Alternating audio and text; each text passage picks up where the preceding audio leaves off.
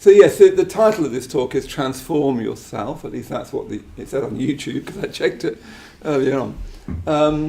So in a certain sense, my main thing I sort of want to say really is that, what was I wanted to say? Well, the main thing I want to say, I will unpack this as I go on, but the main thing I want to say is to transform yourself, we all need, I think, some kind of faith in something you can transform yourself into. Some real goal, to put it that way, something above and beyond you. Personally, I'm not convinced, I don't think I ever have been, but certainly not as a Buddhist, I'm not convinced that you can simply think of transforming yourself into a better version of you. I mean, frankly, for me it would be very well worth doing, because there's a lot of room for improvement, and I'm sure there is for you as well. But I don't think you can ongoingly motivate yourself to transform yourself just to be a better version of yourself. Valuable though that is, I don't think you'll find that motivating through your life. I've been practicing Buddhism now for, nearly 40 years, something like that. And what I've come back to again and again is a sense of needing something more that I can transform myself either in relationship to, or something more to life that's not just a better version of me. Yeah, it's all right to think of transforming yourself to a better version of you. I just don't think it's actually sustainable. I don't think it goes deep enough as a vision. Valuable though it can be, and a lot of us, as I say, could valuably be better versions of ourselves. And there's lots of talk now about becoming a better version of yourself, living your best life, and so on. How would you know? Anyway, there's a lot of talk about that, and even people think that's what Buddhism teaches, that it's about being a better version of yourself, and even perhaps that the Buddha is sort of the representative of the better version of yourself, all of which is reasonable and it's even doable. But I think it only goes so far, and particularly I think it doesn't reach deeply enough into the human psyche and into the reality of life. Yeah? I think to transform yourself, you need something above and beyond yourself that you can become. Not literally above and beyond yourself like God, but not just a sort of more polished version of who you are now. I don't think, personally, that's enough. It's not enough for me. And as ever, when things aren't enough for me, I assume it's not enough for anybody else. Another way of putting that idea is that to transform yourself, you need to simplify your life. Yeah? I say you, and I also mean me. You to transform yourself, all of us, need to massively simplify our life. We can't, it's great doing this urban retreat. I think it's a really good vision, but we cannot live all possible lives. We can't be, an astrophysicist, a kickboxer, and a mother of 5, and expect to do all of that well. All we'll do is make ourselves thoroughly happy. But again, that is becoming quite a sort of idea that we can sort of almost live any life we choose, whilst doing everything else. And even modern Buddhism has started to talk as if that's the case. Yeah? To transform your life, you need to simplify your life so you can concentrate on that main project. Yeah, at least that's what I've done in the last, however long it is. I've simplified my life so I can, in a very imperfect way, I'm no great model of it, but so that I can devote myself to transforming myself. Now, you can't simplify your life without having something you really want to do. You can't just simplify your life because you think that's a good thing. And again, you get that sort of thing that there's a lot of stuff online about the value of simplifying your life and so on. And it is valuable, but again, I don't think it's sustainable unless you've got something that you really want to do. When you look at people who've really simplified their life, they're people who have got a major passion in their life. that they simplify their life so that they can give their time to it. Yeah? That really needs to be the Buddhist vision, that we simplify our life because there's something much, much more exciting than scrolling through Instagram or whatever it is we do, or getting into ridiculous sort of arguments in our head and so on that we all get into. That there's something just much more intrinsically interesting, fascinating, valuable that we want to do. Yeah? So if you want to transform yourself, you need to simplify your life. One of the striking things about modern life, I think, and many contemporary philosophers are talking about this, that modern life is increasingly like a drive-through. Hardly anything touches us anymore. We don't read very deeply, we don't think very deeply, we don't interact very deeply. We're always moving through.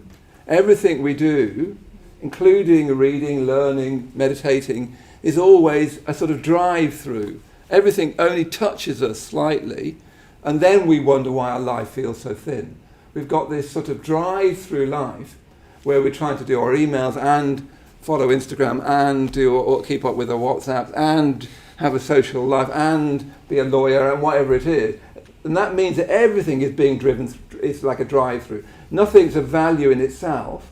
Everything is just touched on. You see this very much in culture, don't you? That it gets thinner and thinner, that everything is just sort of really very thin, I think, anyway, without much substance, without much genuine thought or creativity.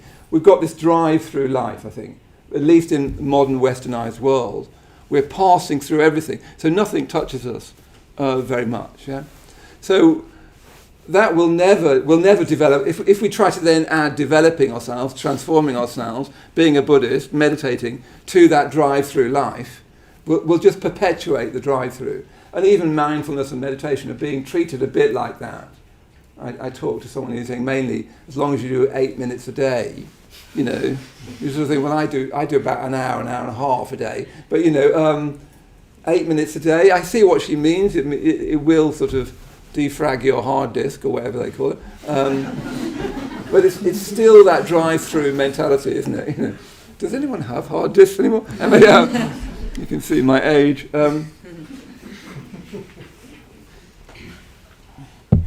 So that was my but if you want to leave now, that's basically the talk. We're all busy people and we've got things to do. We've got a drive through life, so that might be all you've got time for this evening. So the two other areas I want to say is one about I want to try and talk about seriousness. It's something that's been on my mind a lot in my life, and I wanted to talk about something else. That's a good structure, isn't it? That's perfectly clear. So with one of the things for me in my life is, and I don't know I can actually quite communicate this because it's sort of something I've been thinking about off and on for a while, but I've always wanted to have a life of proper seriousness. I've always rather feared that I was a trivial person. And probably you feel this sometimes. All you need to do is turn on the news and you can feel that you're a rather trivial person. That your consciousness isn't attuned to the actual world that we're living in, with its horrors, really. The other day I went to the photographer's gallery to see a photo exhibition about the apartheid. And there's this one photograph that is particularly shocking, where there's a station to go to Johannesburg. A part of the station, there's about 3 white people standing on it with masses of space all around them. The rest of the station is just filled with black people who can't get on the train. It's sort of fit in my mind in one image described, endless horrors, really. When I see an image like that, do you see how it wants a kind of proper seriousness? But in our drive-through life, and I've got something of that a bit, I think, very difficult to give it any proper seriousness. It's just another of a bombarding of images and thoughts and and views of life that you just sort of drive through. And if you're not careful, say sort of platitudes about, and say the right thing about, which of course is fairly disgraceful but very common. So I've always wanted to feel my life as sort of properly serious. And what I mean by serious, I sort of struggle to be able to say. So I don't mean not having fun. I think you need as much fun as possible, actually. I try to have as much fun as possible. I've just been on a short holiday with my brother, who's basically like a sort of sweary version of me. He's a bit sportier, and he's a lot swearier. So if you meet me and I'm swearing a lot, I thought it would be him. But we were just down in Cornwall for a few days, and I was very pleased. I was macho as well as deep. I actually went into the sea when it was like really cold. But so by seriousness, you need a lot of pleasure in your life. You also need a sense of humour. You can't be serious without a sense of humour. If you haven't got a sense of humour, you can't be serious either. My own teacher, Sangharakshita, the founder of this movement, he says you can't be serious if you want to be serious. In other words, you can't be serious in the wrong way if you want to be serious in the right way. So what I'm trying to sort of pull a thread on here is what is proper seriousness. Because you can be serious about the right things even in the wrong way. You can be just simply not serious, you can be trivial, and much of contemporary life is trivial, I think, more than anything, because it's a drive-through life. So everyone's it's a marketing production life, everyone's marketing themselves, even marketing their emotions. So everything has to be en passant, everyone's trying to get attention in a crowded marketplace, which isn't serious, it's very trivial. So how do we live a properly serious life? So the first thing I want to emphasize is that it's also weirdly to do with humour. The original idea of wit was it's a kind of intelligence that sees things in a witty way, yeah? In a quick, intelligent way. But proper seriousness, my hunch about what I call proper seriousness, which is not a sort of studied seriousness, it's not portentousness. I think my hunch about it is that proper seriousness is religious and sort of has to be religious. Yeah.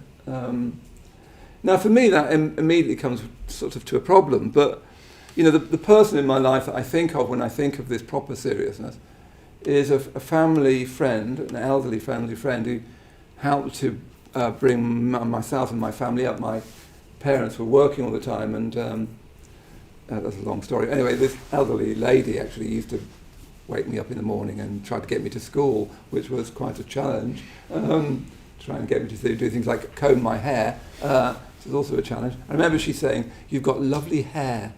I remember thinking, how ridiculous, I've just got hair. But now at my age, I see what she meant. And I'd like it back, but there you go. She was very much a Christian, and she believed in God very, very genuinely, I think. I remember her, she'd walk around sort of singing. And she had this proper seriousness that was touched by joy. And I think that's part of seriousness. It's touched by joy because it's religious. In other words, because it's touching on something.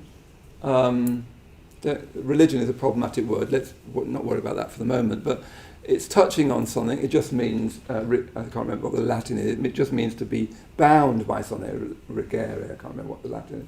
But it means to be bound by something, to be bound by your moral standards and so on. But she had this sort of proper seriousness and this joy that came with it, which wasn't a joy of self-intoxication, or she was a very, very ordinary woman and not very valued, I'm afraid. But she had this sort of joy about her, which I remember thinking was really good. But I never believed in God. I did try to. I had a craze on Jesus for about a week. I went to God's spell when I was a teenager, and I managed to get myself to believe in Jesus for a week, but then it sort of petered out. It's weird looking back on it. I've never believed. I went to church a lot when I was a child, but I've never believed in God. I remember I remember thinking it would be a good two. Jane, as she was called, had this sort of proper seriousness, which you could also say is depth, but also a kind of joy. It's also to do with a certain kind of perspective on life. It's also exquisitely humane. It's to do with the individual, not to do with identity and so on. That's what she had. And it was founded on her faith in God. But I didn't have that faith, and I didn't seem to have that gene. I never believed in God. I tried to make myself. I just knew it. I just thought it was just not true. And I think, outrageously talking from my own experience, but I think actually that is true of the modern condition. I don't think God can be believed in now, interestingly. Now, of course, remember, most of the world still believes in God. It's only in this little tiny bubble, the westernized world, as we might call it, which of course is not in the West anymore, but the westernized world. We're the people who don't believe in God, and we think that's the world. But actually, most people still believe in God in the world population. I go back to what Nietzsche said. Friedrich Nietzsche, the German philosopher, he said, I think in 1853, he said, belief in the Christian God has become unbelievable. Yeah. Belief in the Christian God has become unbelievable. Now, what I take him to mean by that is that you just can't do it anymore. The American poet Wallace Stevens says that God was our greatest metaphor, the greatest metaphor we came up with, and now that's dead. That metaphor's broken, as it were. And I think Nietzsche was probably trying to say something like that. He didn't sort of triumph in the death of God, the famous death of God. He just said we can't believe that anymore. That the modern condition was such that we can't believe it. And even if you do believe it, you're doing it sort of against psyche, as it were, to use it poetically. You're doing it against how you can do things now. It's like you could still say thee and thou and all that sort of thing, but you just can't do that anymore. It's a beautiful form to say thee and thou. It's much better than me or you, which is very rude to say thee or thou. It's much, much nicer. But, I don't know, you just can't do it anymore. And God, I find, is like that. Yeah, that the belief in God has become unbelievable. But the opposite to that, of course, is this basic secular idea that us modern westernized people are sort of enthralled to. And I don't think that works either. I don't think there's any proper seriousness in that, to use my sort of slightly extended sort of definition of seriousness. I don't think there's room to be serious in the secular world because life is shadowed by death. Christianity and the theistic religions at least have a vision for more than that. The secular world doesn't at all. I remember a while ago now, I went to a secular funeral of someone that I'd actually interviewed here at the Buddhist Centre. Very, very impressive man who I liked very much, and very, very generous man. And we went to this. I went to his funeral. It happened not long. His death happened not long after I met him. And I hope there's no one here there. But I was appalled by the funeral. One of the striking things about it is that there was a coffin at the front of the room, and nobody said anything about it. Nobody made any reference to it. It was weird. It's like it wasn't there. And people did speeches about, he'd published this book, he'd done this, he was a professor of that, blah, blah, blah. It was in the Ashmolean or somewhere like that. It was in a very a cultural environment with people who really should have known better. I was the only person not to be a professor. I actually, said I wanted to say something, and I touched the coffin and I bowed to the coffin and I said, I actually talked about him as a person. But it really struck me because at the end of the funeral, they said, "Okay, we're just going to play some music. This is a piece of jazz that he's always liked. It was like Radio 2, it really was. This is a piece of jazz that David really liked, and we're going to play that just as we take his body out of the room, And but the basic sort of view behind it all was that he's dead. There's nothing to do now. There's nothing to do. But we can't just chuck his body in the skip weirdly. We can't just sort of go, okay, let's move on. But that was the basic thing, you know. There was no sense of there being any meaning in the funeral. It just was like a weird psychological thing you need to do to help people deal with grief. It's a terribly impoverished sense of life and death, terribly impoverished. And this is in an extremely urbane and sophisticated and very, very intelligent world, you know. Really quite pitiable, I'm afraid, I thought it was. Because you thought, really from that view, you may as well just chuck the body and skip. There's no reason not to. Because then the human being becomes it's like a computer. It's bust, so you chuck it away. There's nothing else to do. But that is our westernized, secular, materialist, physicalist view of things. And it's extremely impoverished, and it's causing endless problems. Yeah? So I don't think there's any place for proper seriousness. In this funeral, it really was more like Radio 2 than a religious event. And that's because nobody really believed in what we were doing. Nobody actually knew why we were doing it. It was just like, you've got to do sort of something. You can't just go, yeah, we buried him yesterday. You know, you've got to do something. So I think the secular world, which is a view. I mean, I was listening to a philosopher just recently, and he was saying that we're another way of putting it is that we're the most religious people ever. We got our own beliefs, like death is destroyed by, consciousness is destroyed by death, and we unquestionably accept it. You know, even though it's riddled with problems, and anyone who thinks at all will start to see those problems, we unquestionably accept it as a religious doctrine. And we have all kinds of other doctrines that we accept in that way, in the sort of way that Victorian Christians would accept his belief in God. Yeah? We're just as religion, it's just that we called it a secularist, physicalist, humanist. You could call it exclusive humanism, is what the Canadian philosopher Charles Taylor calls it. Exclusive humanism, that basically you're just a sort of secular human being who will die. There's no way out of that. You're sort of locked inside your brain. You're locked inside your human. That's it. Now, the difficulty with modern Buddhism is you can, if you're not careful, if you don't understand modern Buddhism, you can start to think it is a kind of version of that, or even sort of teach it within that view, which is something I want to think more about as we go on, but I better watch the time. So, if we want to be properly serious in this genuine way, with this touch of joy, with this humour, with this kind of perspective on people, with this ability to have a certain perspective on life, that certain things are serious to the point of being sacred, and let's have as much joy and happiness as we can, you know, so forth. We're now in this problem because I think Nietzsche was right. I don't think belief in God is believable anymore. But I think our secular so-called solution has not worked. And I'm not the only one to think that. Lots of people are now saying that. And actually, weirdly, there's a sort of quiet return to God. A lot of the modern philosophers I'm reading actually end up with God. It's a very subtilized vision of God. And, you know, next year I want to interview some of them here and say, so why do you insist on why this insistence on God? I think it is actually problematic for all sorts of reasons. But I think both things don't work, a religious sense or a secular sense.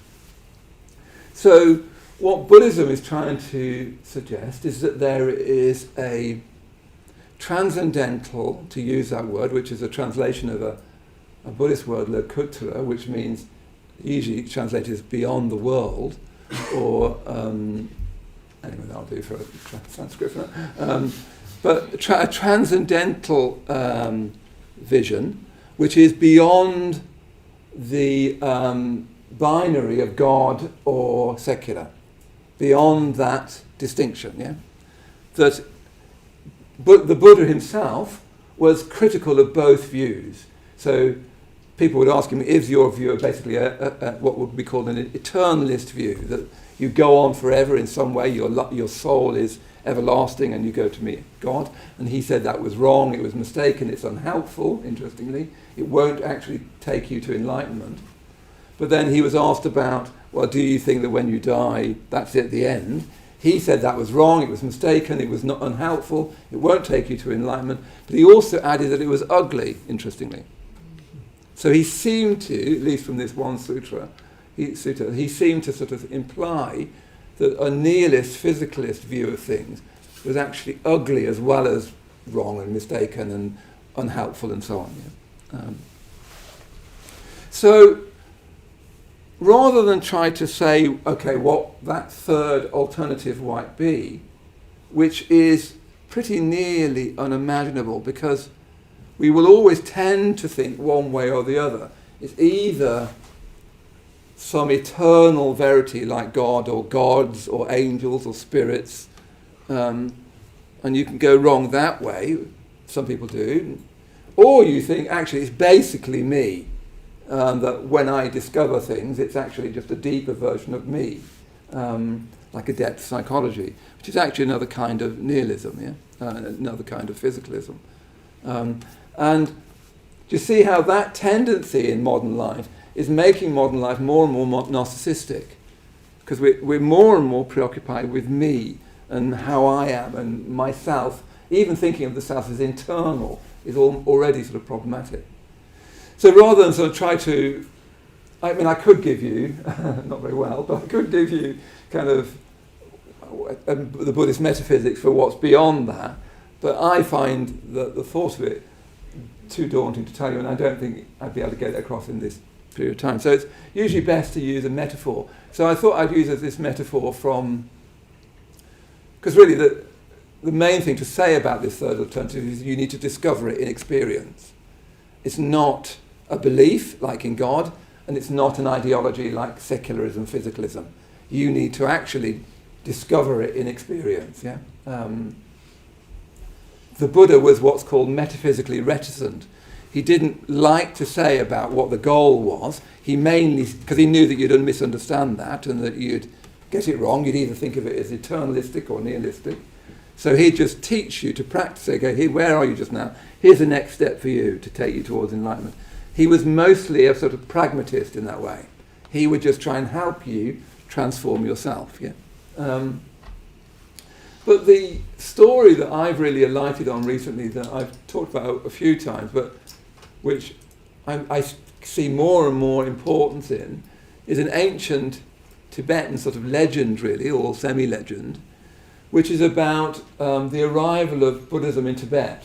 Some of you will know the story, some of you won't. But let me just tell you the story, and then I'll just say a few things about the story, and hopefully that will give you a picture for what I think we need to take us out of this kind of impasse between we want proper seriousness. I think you all want. I think that's what we all really want, is proper seriousness. Life to touch you in that serious, half joyful, but also at times quite solemn way. That life has actually got weight.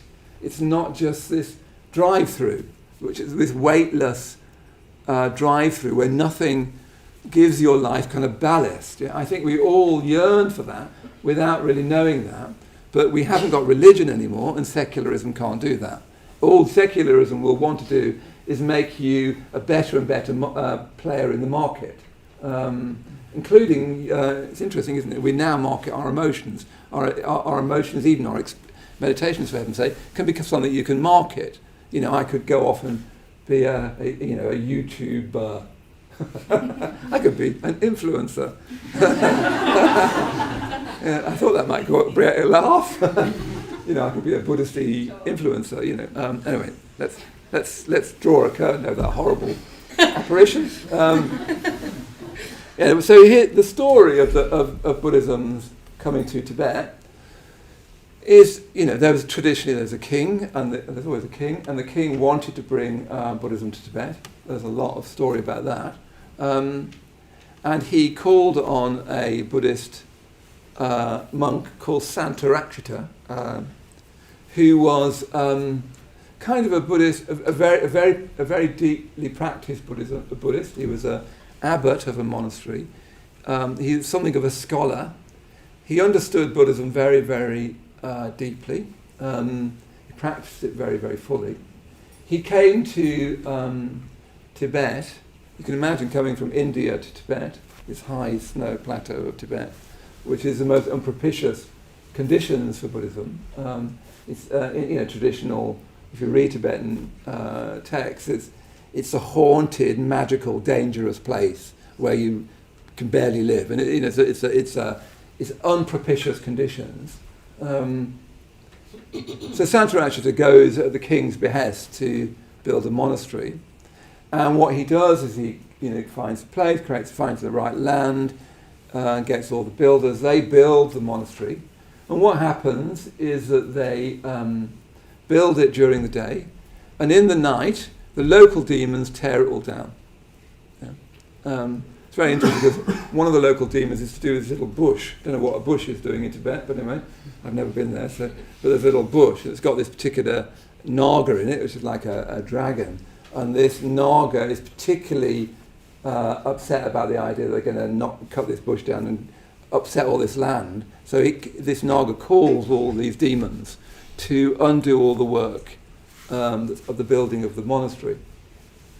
So this happens again and again. Every time Santarachita tries to build this monastery, it's torn down at the night by the demons. Yeah?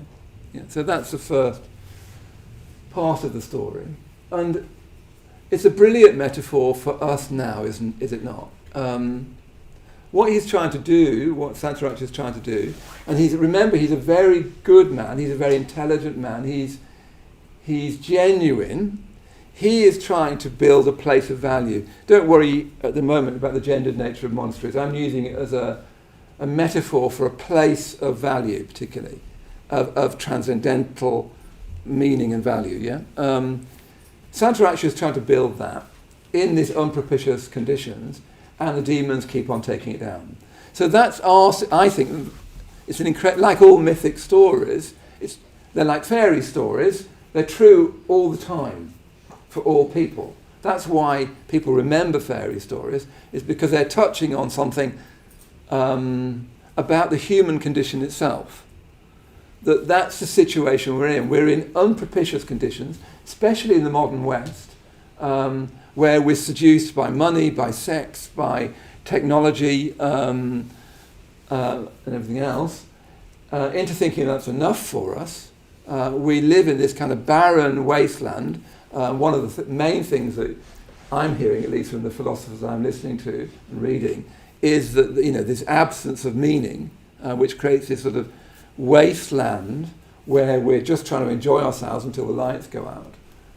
And I think most people, and certainly all of you, the very fact that you're here on the urban retreat, the very fact that you might then go on the winter retreat, is because somehow for you to thrive in your life, you need to build this place of value. So any building always becomes a kind of, in psychology, in depth psychology, it always becomes an image for the mind.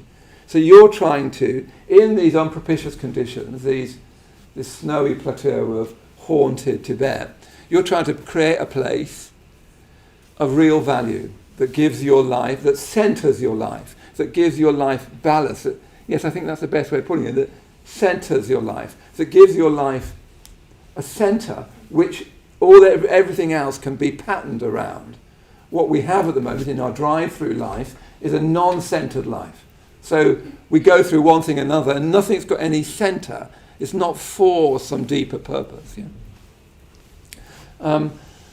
So that's one way of thinking about this metaphor, is that it's what we're trying to do. We're trying to every day build a place of value in our life, and very often it gets torn down at night, doesn't it?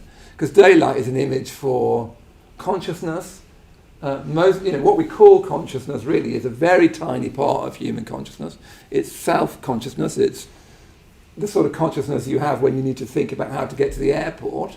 Tiny part of your consciousness. Most of your consciousness is well below that level.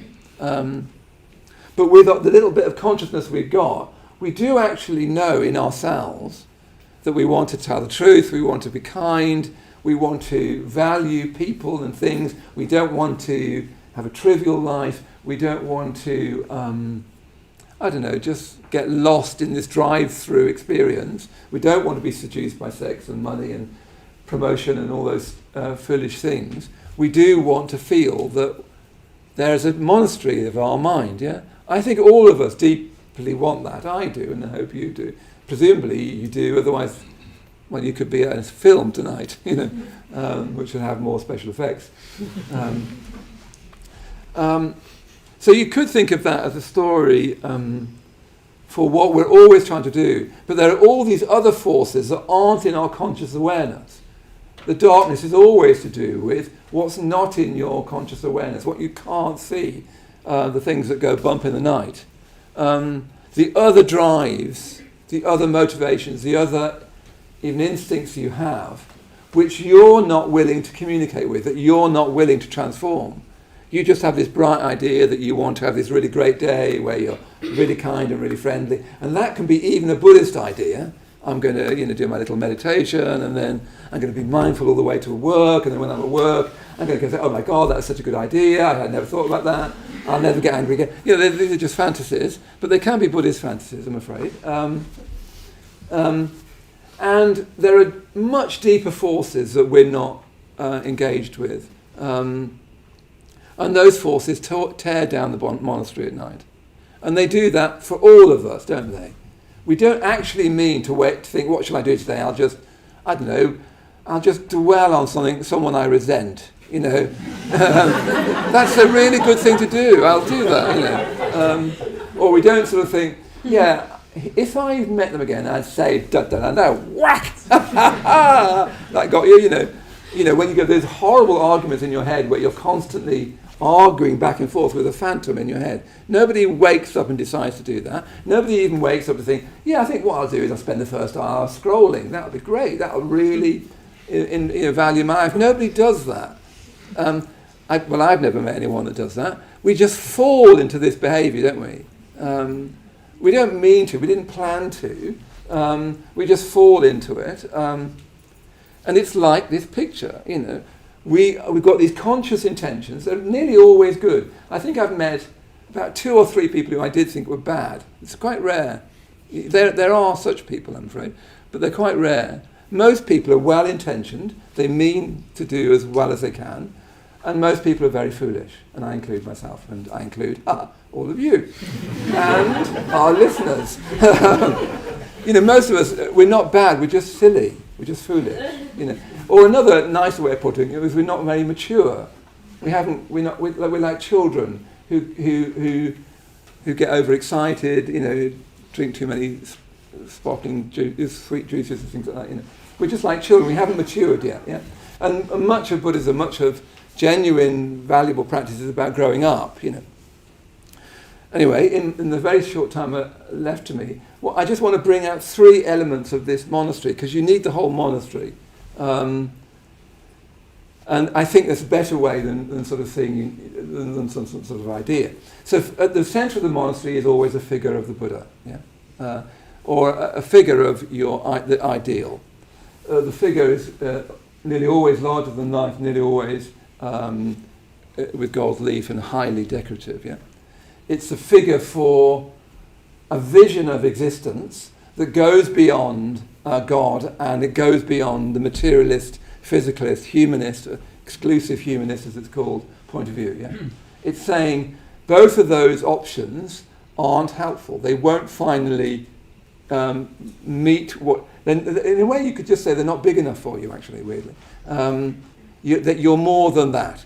You cannot fit yourself into either of those. And if you try to, you'll create demons. So right at the centre of a monastery is a transcendental ideal. It's not God. It's not any kind of literally existing deity that you could sort of phone. But neither is it literally not there. It's not a figment of your imagination either. Very, very difficult to talk about this space between the two. But the tendency is to go, okay, it's not God, it's not fairies at the bottom of the garden, and all that's just sort of credulous. But the tendency is to think, okay, so it's basically me. Buddhists say it's not. There is another option. You can't talk about it. The Buddha tried to, but you can't really talk about it. You need to experience it. You need to discover it. Actually, the best first step for doing that is going on retreat. So I'd very much, echo this, saying that go on the winter retreat, just go, just don't think about it, just go. But yeah, right at the centre you've got this transcendental vision of a monastery, in a monastery. But the second thing you've got at the centre of this monastery is a discipline. There's no word in Buddhism for Buddhism. The Buddha never used the word Buddhism. Buddhism is a modern Western word like Marxism, feminism, anti-establishmentarianism, which is a very long word. There's no word in Buddhism for Buddhism. The Buddha talked about my Dharma and discipline. Yeah? He talked about, so Dharma just, in this case, just means my teachings, my discipline, what I'm going to ask you to take up, like going to the gym. Yeah? Here's what you need to, you go to the monastery, and then like going to the gym, you need to use the machines. You need to know how to use the machines. You need to know not to overtrain, but you also need to know not to undertrain. Yeah, I think contemporary Buddhism tends to want people to be undertrained. Basically, you need to put on muscle, and you'll only put on muscle if you're working with weight. So what he means by my Dharma and discipline is this is the regimen, this is a discipline you need to take up to start to understand what this figure means. Yeah, to start to move towards it, not in theory, because gosh, there's so many theories, and weirdly, I've been reading quite a lot of philosophy recently, and you want to say, that's all very well, but what is your practice? What is your Dharma and discipline? What do you do? And actually, quietly, after you've interviewed, the people often tell me, I think about stuff, And it's great, but it's not enough. Absolutely not. You need a Dharma and discipline, don't you? You need a practice. What is your practice? What do you do? What are the weights that you lift every day of your life, so as to understand the nature of things, this transcendental vision. And then the third thing, of course, about a monastery, which I really want to stress, is that it's communal. Yeah? It's basically what we've got in this room now. Actually, weirdly, as I'm talking, and what you're trying to do on this urban retreat itself, is help you create that monastery. First of all, we need to all of us be committed to creating it in, as it were, inside our mind, to use that metaphor. We need to create value every day in our life, and that's very difficult to do because there's demons, and those demons are in you, but they're also in society. They move through society like great ghosts. All you need to do is just look at the history of anti-Semitism, for instance, and it's just quite clearly a demonic force that took over huge swathes of population to make them think things that they would never have thought without that demon. Yeah, and don't think that you're beyond that, because you're not. Yeah, and I'm not. We live in a world, just as that ancient Tibetan world, that's haunted by what Buddhism would call strictly a kind of demonic, mythic views that people pick up on. Anyway, I won't go on about it. So the third thing I really want to emphasize, do you see how the monastery as an image is the image of beauty, and it is an image of beauty. It's an image of ultimate seriousness, in the language I've used, in the highest sense, of beauty, of joy, of gravitas, a centering image. Then out of that comes all of these teachings, this Dharma and discipline. This is how you need to live. Yeah? That's what the Buddha said, is this is how you should live. If you want to do this is how you should live. This is what he's trying to say. If you want to experience a transcendental reality beyond God and beyond yourself, this is how you should live. Not this is what you should read, or this is a YouTube clip, but this is how you should live. So that's your Dharma and discipline, and all of us need that. But it needs to be shared. It needs to be part of a community. What we've got just at this moment is that I'm trying to teach you the Dharma and discipline, and what we've got is we're all together. We're not, pardon the people looking at YouTube just now, we're not on YouTube. Guys, we can cut it afterwards. But we're not on YouTube. We're not, it's not enough doing things on YouTube. You need a community. Yeah. Now, to create a community now is almost unimaginably difficult. Buddhism is trying to imagine an international community that goes across all boundaries, between men and, because what I'm seeing, I don't know whether you're seeing this, or what I think I'm seeing, is more and more distrust between men and women, more and more distrust between gay and straight, between cisgender and transgender, between black and white. What we'll do if we're not careful, we'll just create a community that only involves me. Yeah? Jung said that we have fallen from the roof of the medieval cathedral into the abyss of self.